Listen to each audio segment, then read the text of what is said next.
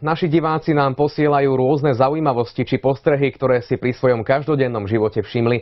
Košičanka, ktorá k nám zavítala dnes, však svojím objavom doslova ohromila celú redakciu.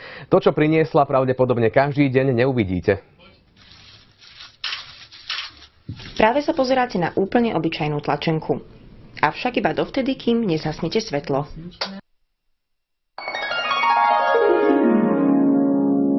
Neveríte vlastným očiam? Verte, pretože sa naozaj pozeráte na tlačenku, ktorá svieti v tme.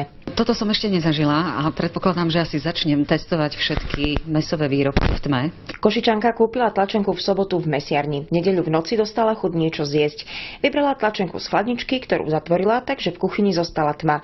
Po rozbalení tlačenky z obalu jednoducho začala svietiť. Svietiacu tlačenku naša diváčka už odniesla na rozbor na veterinárny a potravinový ústav v Košiciach. Presný dôvod, prečo tento mäsový výrobok v tme svieti, bude jasný až po jeho preskúmaní. Sám som zvedavý, čo v tej tlačenke bolo. Jedno je ale isté, že dokážem jesť tlačenku na kilá, ale zrejme dnešným dňom úplne končím.